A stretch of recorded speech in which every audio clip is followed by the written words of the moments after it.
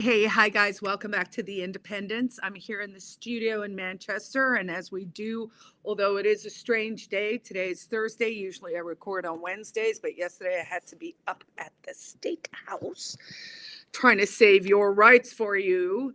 So, thank you for joining me. We are streaming on X, Facebook, and YouTube Live, and I will be talking to the cameras over there. If you need to reach me for any reason, you can reach me at carla@carlagericke.com. I will catch you guys on the flip side. Thank you. Coming to you live from the heart of the free state of New Hampshire. This is The Independence with Carla Gericke.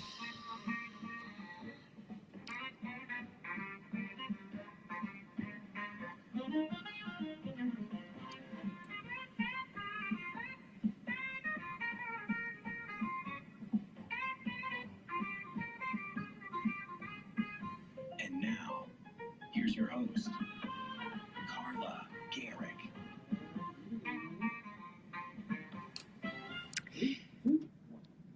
Hi, guys, and welcome back to The Independence. It is a Thursday. Usually we record on Wednesdays, but I had a full day up at the State House, or I should say at the new building at One Granite Place in Concord. So that was a full day that very much reminded me why I don't like politics. I will be giving you the deep down scoop on all of that in a little bit. But first, I wanted to tell you what we'll be talking about on the show today. One, we're going to be talking about the U.S. withdrawal from WHO.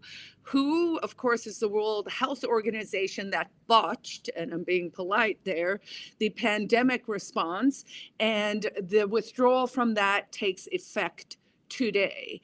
We're going to talk a little bit about the right to know bills that I was up at the State House testifying on yesterday. Some sort of interesting developments there. I'll start with a letter to the editor that was published in Tuesday's Union Leader, kind of calling for some help up there at the State House. We are going to talk about tomorrow's testimony, which will be a independence or secession study committee bill that is before the House tomorrow. That is House Bill 1441. And then if we have time, I'm going to talk a little bit about this situation with Greenland and what is up there. So thank you for joining me.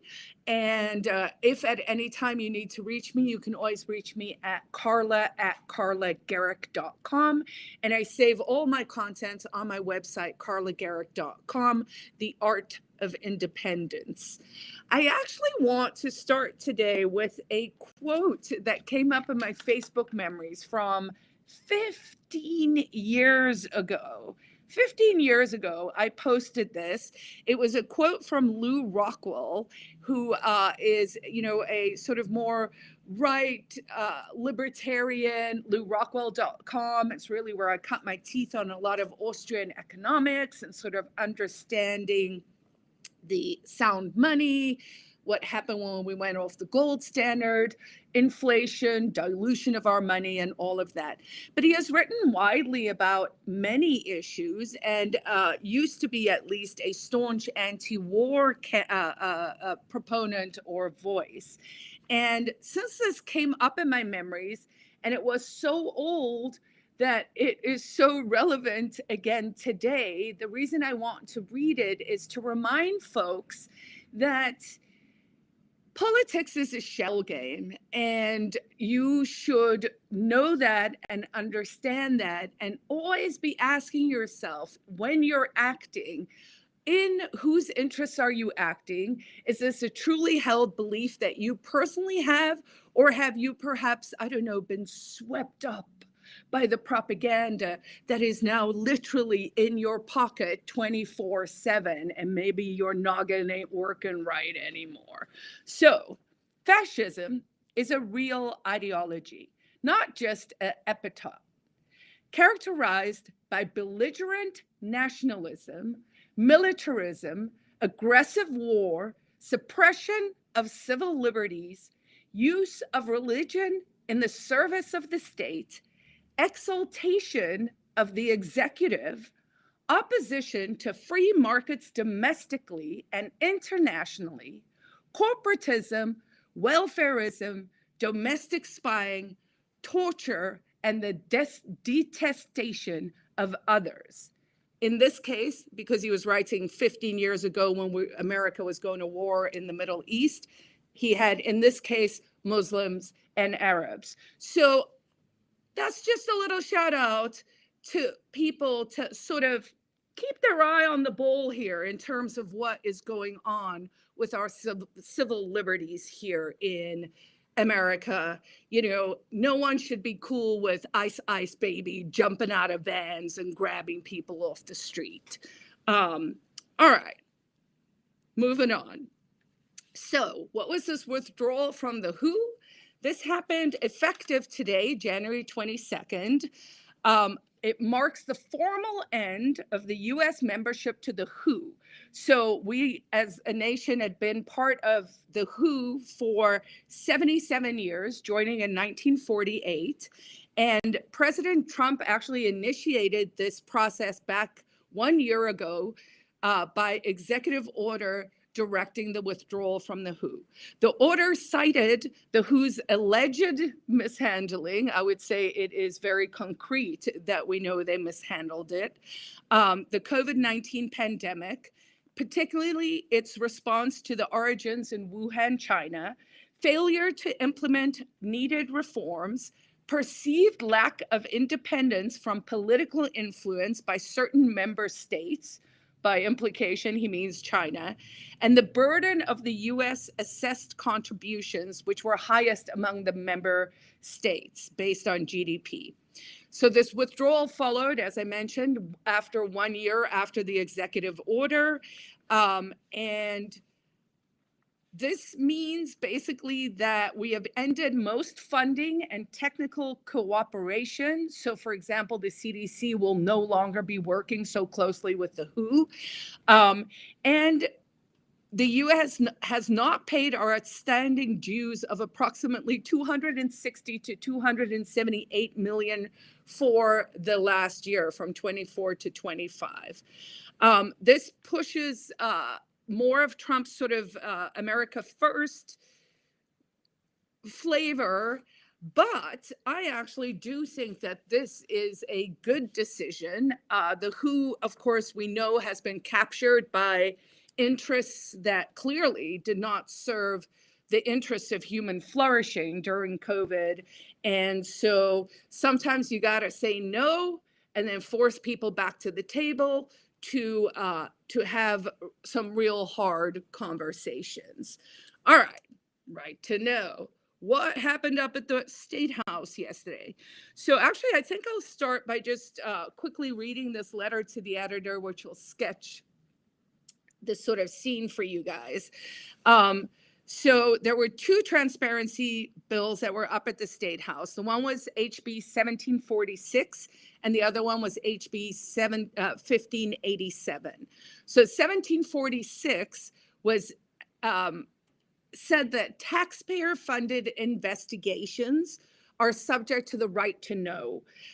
So these are for probes that happen that are paid for by citizens, that those probes and investigations should belong to the public. Now, to be honest, I did not think this would be so heavily controversial. I expected actually maybe municipal to come out and to be like, we don't know. But what turned out to happen was it was like a sea of popo who showed up. And that surprised me. And then it surprised me even more that they kind of wrote themselves into this bill in a way that certainly was not the intention when we originally came up with it. The original impetus for this bill was actually that departments, including, say, the Charitable Trust Foundation and other places that use taxpayer money to do probes or investigations or to get to the bottom of something. Some of it's personnel matters. Some of it could be like an audit. Some of it could be whatever, right?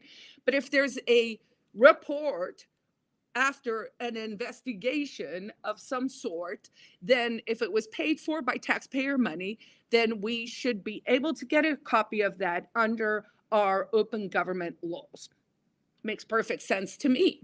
So all the popos show up and they're like, no, this is going to harm confidential informants, and like just all this stuff that honestly had nothing to do with the bill. I was so confused by the whole thing and the whole reaction. It was also kind of tight up at the State House because one of the bills was in committee at 10:30, and then another one was at 11. Of course, that one ended up running along with their previous one, as it is when you go up there, part of my frustration. And so I couldn't stay for the whole testimony for that bill on the investigations. I believe some of our other Right to Know board members did show up. There was a gentleman who came down from Milford. Someone came down from Grafton. So we had a good little Right to Know crew there, sort of fighting the good fight against the monster that is the state.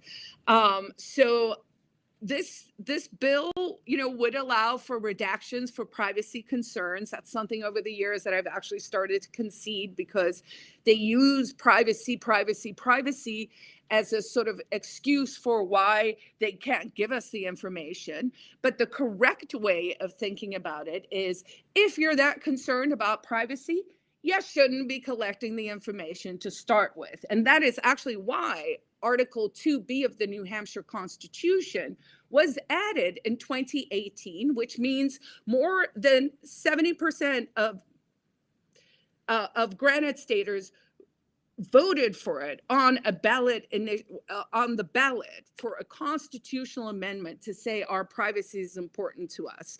So we need to be careful when we look at how the state is framing issues. They're doing this sort of magic trick.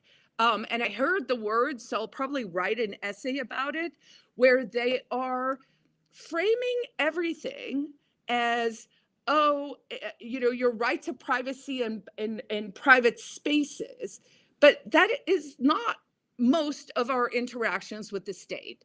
The town hall is not a private space. It's a public space. Schools are public spaces. The public is public spaces. And so they're doing this weird thing where it's privacy for them and lack of transparency for them. And that is the flip of how it should work. This other bill, HB 1587, would have made body cam footage worn by police presumptively public under the Right to Know laws. So that would basically repeal the current exemptions to the, would repeal the current exceptions to the exemptions. Now, if you feel a little confused, you should, because these bills, what happens, right, we have a constitutional right. Article 8 of the New Hampshire Constitution says our government should be open, accountable, responsive to the people, accessible to the people. Seems simple. Hey, if you're collecting information and we want to get it, give it to us. No.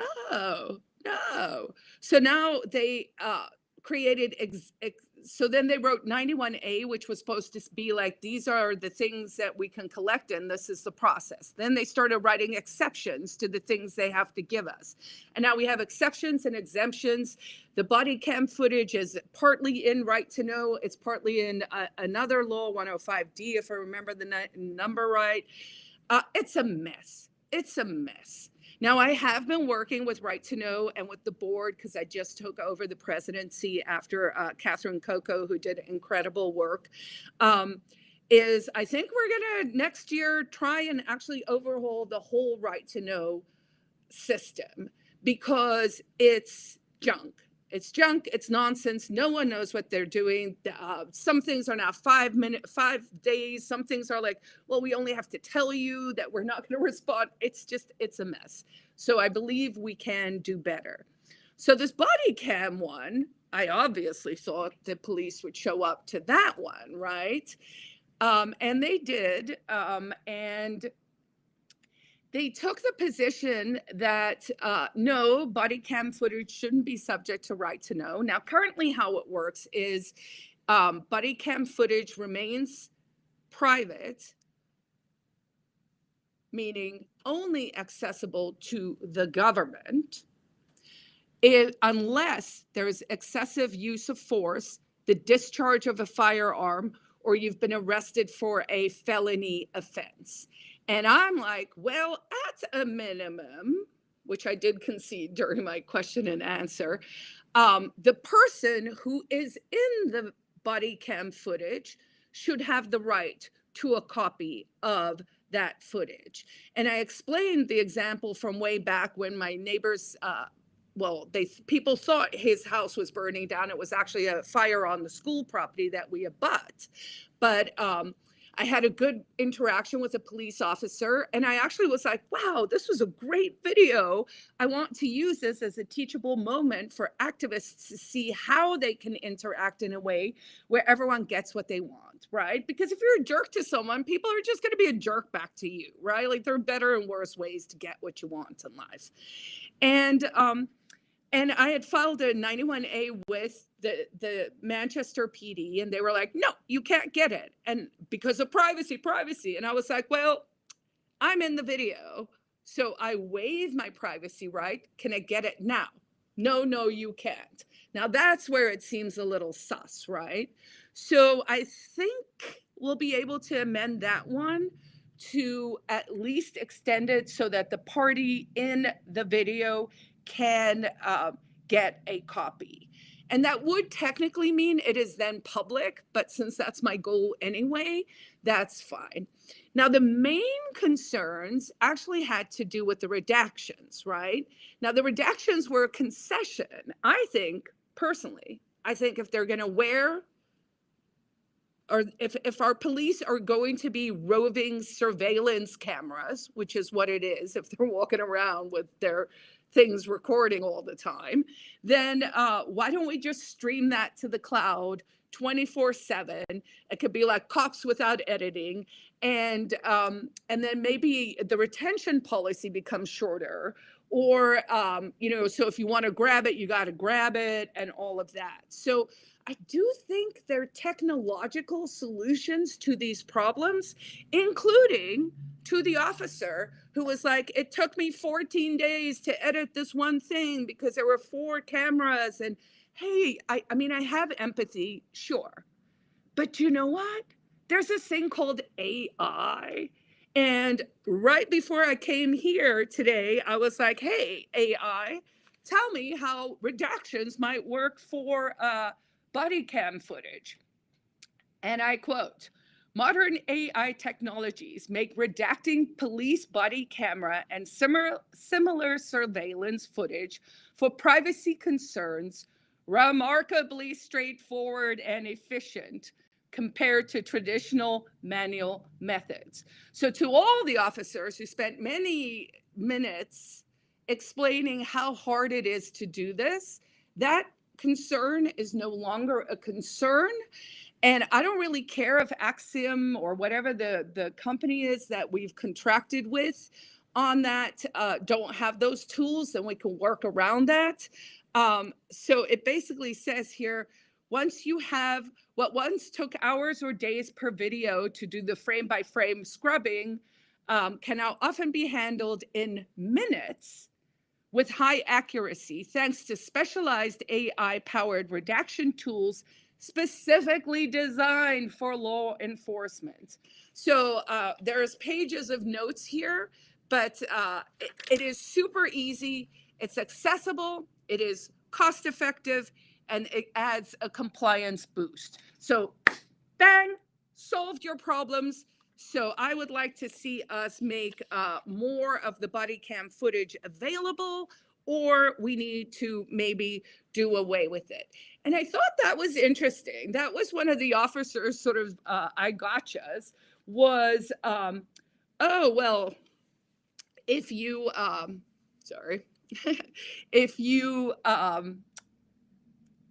if you make us make these things publicly available, we will just stop using them. And I thought, wow, that's a really interesting anchor. And I was sort of torn for a moment because I was like, well, would that be the worst? I mean, we originally brought the technology to the police departments in order to actually assist them, right? It's evidentiary. It tends to put people on better behavior. And we know use of force, um, at least for a window of time, maybe 10 years now, you just see them actually saying heinous things out loud on camera after murdering people. Um, so I do think both these right to know bills are good bills. They're good for New Hampshire. Whether the state house will agree, we'll have to see. But I am cautiously optimistic that we can work around whatever concerns there are and use technology to benefit us.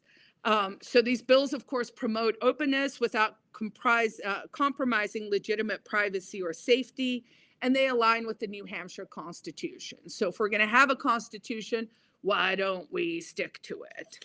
All right, then, can I remind everyone, if you haven't bought your Pork Day tickets yet, please do go do that. You can go to fsp.org and find them there. That is coming up, not this coming Tuesday, but the one after that, the 3rd of February.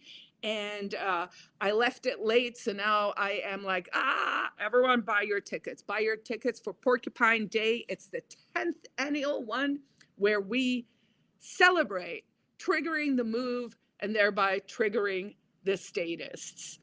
All right, with the last maybe 10 minutes or so that I have left here, I want to talk a little bit about what's coming up tomorrow at the State House. So what we have tomorrow is House Bill 1441. And this bill is just a study committee to be put together with different parts of senators, House people, business people, like a whole little mix of New Hampshire Granite Staters to sit down and to be like, if we were our own country, what would that look like and how would it work? And when I was crafting my testimony at like 5 a.m. this morning, I'm so grateful to the LLM tools, by the way. I know some people are down on them, and yes, they can be dumb, and yes, you should check your work and all of that. But for someone like me who knows a lot and has to consolidate and connect many dots, it has actually been very useful. So I've been looking for years for sort of a concrete example that could be comparative, because one of the things people will say is New Hampshire can never be its own country. So turns out, what's a pretty good example for us is Estonia. So Estonia is about the same geographic size, about the same population size, and has become this little modern state with kind of like a digital nomad, e-citizen flavor. Skype, of course, was from there originally. It did become its own independent country.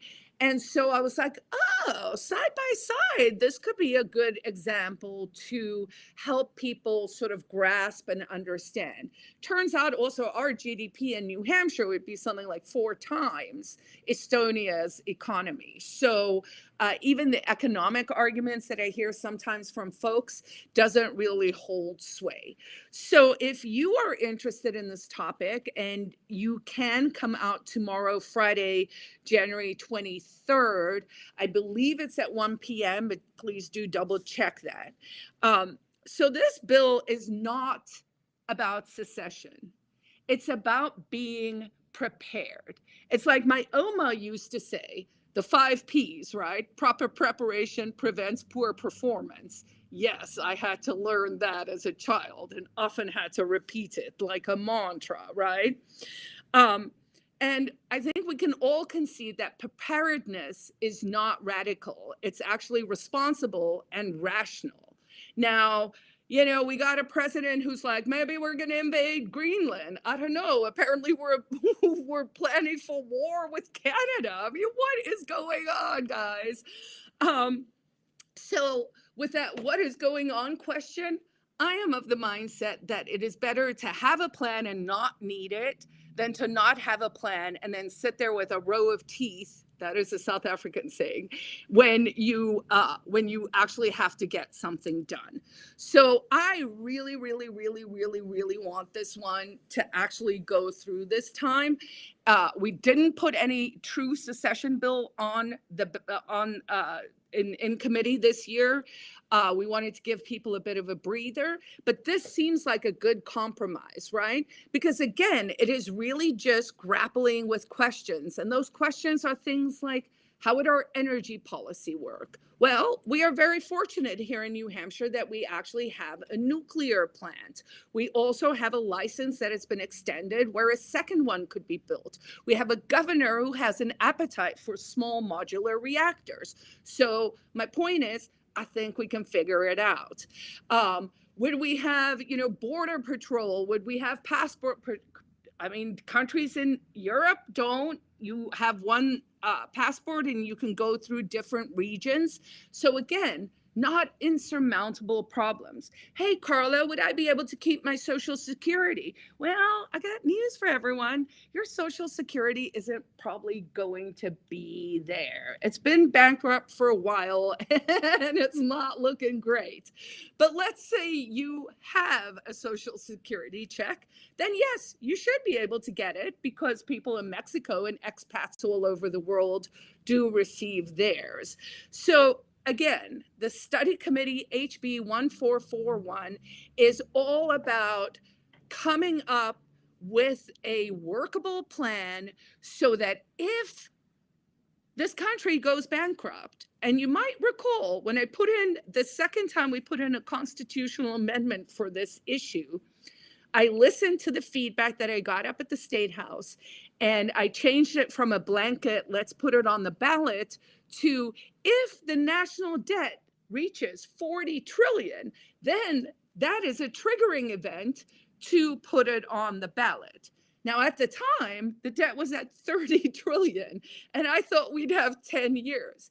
It's now at 38 trillion, and I don't think we have a lot of time. So let's see if we can actually get this one to have a little bit of momentum and to move forward. I have some really great testimony. I hope it'll be compelling.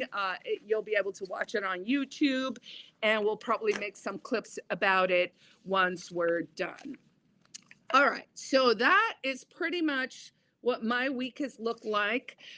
So again, it is busy up at the State House. If you are not following bills or you're not sure where you can contribute to expanding liberty in our lifetimes and using your fullest practical effort to make New Hampshire the greatest place on earth, then go to the NHLA website, the New Hampshire Liberty Alliance website. They have a lot of information on there that is really designed to help you figure out if politics is your jam, which honestly, it's not my jam. I just do these things because I think they're important. I've really narrowed down my focus on what I'm willing to go up there to talk about.